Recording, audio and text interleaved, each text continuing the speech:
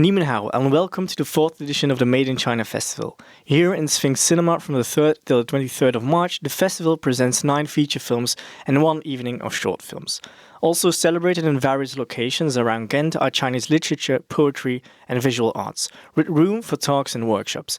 Be sure to check out the Made in China website for more information. My name is Sven and I'm part of Kuleshov, at heart a radio show dedicated to cinema that airs every Saturday on Ghent FM.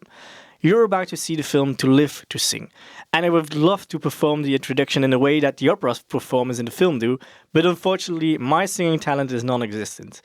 To Live, to Sing is director Johnny Ma's sophomore feature after having directed the impressive psychological thriller Old Stone back in 2016. In that film, a taxi driver ends up in a Kafkaesque nightmare. His second film, however, is a totally and tonally different project, but it continues Ma's observational style, while also showing some thematic similarities, such as failing bureaucracy in a faceless system. To Live, to Sing is first and foremost an ode to keeping traditional art forms alive, especially at moments when they have gone out of fashion or seem financially inviable. Depicting the everyday struggles of a Sichuan opera troupe based in Chengdu, the film is a sympathetic story about artists facing urbanization and cultural change.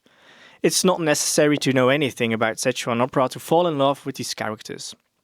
It's enough to understand that Sichuan opera is a form of theater combining comedy, acrobatics, and live singing, and that it's a regional variation of the better-known Beijing form of Chinese musical theater.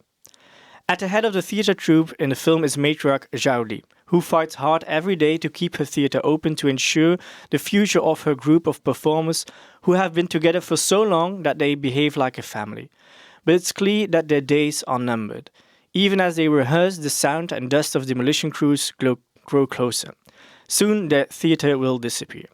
The story of Zhao Li and her troops' fight for their home and theater is a perfect metaphor to explore the larger theme of tradition struggling against the modern society's change of time. Perhaps a few words about the director himself before I tell you why he really wanted to make this movie. Johnny Ma was born as Ma Nan in Shanghai but moved to Toronto at the age of 10. He attended the University of British Columbia in Vancouver, studying commerce at the behest of his parents. And after working in Shanghai for a while, he decided to pursue a degree in film at Columbia University in New York in 2010. In 2012, he moved back to China.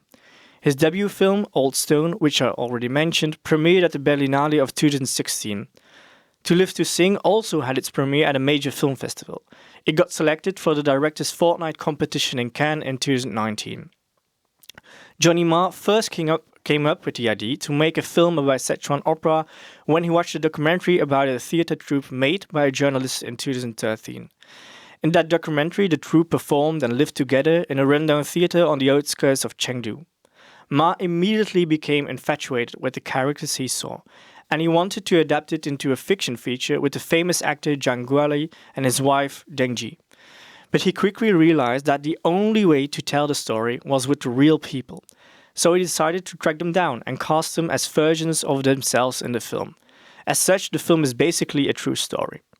In interviews, the director repeatedly stated how the opera performers reminded him of heroes from many ages ago. Because if they were born at a different time, they would be celebrated. But because they are born now, they have difficulties to survive. He thinks of them as very special and passionate people. People like the opera performers in the film make $9, $10 per day. Meanwhile, the construction workers outside, pulling down their building, earn more money than they do. Johnny Ma made a film to tell a bigger story about identity and the fight for saving a way of life. He also explicitly gives the agency to the actors themselves. He says it's their story. They know their art form, this way of life, is going to disappear. They can't hold it together.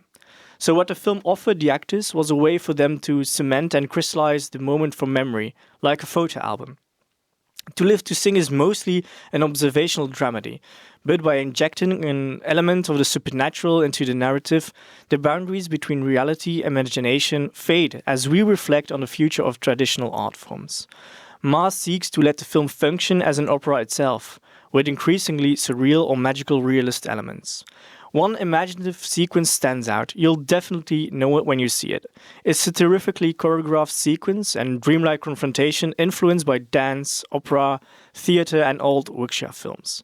The film shows remarkable similarities to one of Johnny Ma's favorite films, which was a big influence for him. Ozu's 1934 film A Story of Floating Weeds, which Ozu himself remade in color in 1959. In those films, the iconic Japanese filmmaker Ozu told the story of a traveling kabuki troupe. To Live to Sing definitely serves as an homage to Ozu, not only narratively, but also in some striking visual elements. For example, spot the red teapot in the first half of the film. Ozu was known for his love for that object and placed it in numerous scenes in his films. And he also had a very stark use of the color red, which also returns in Johnny Ma's film. I don't need to educate you on the many connotations of the color red.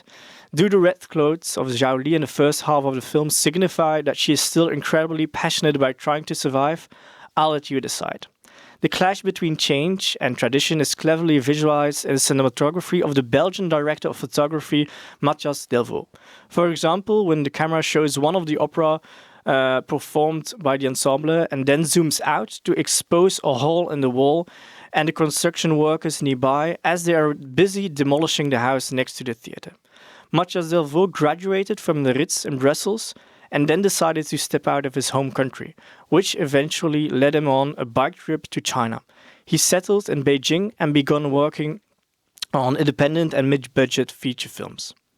Ultimately, To Live to Sing is a love letter to a dying art form, a melancholic celebration of the traditional theatre, of passionate people, of art, and the happiness it can bring people. Enjoy the film.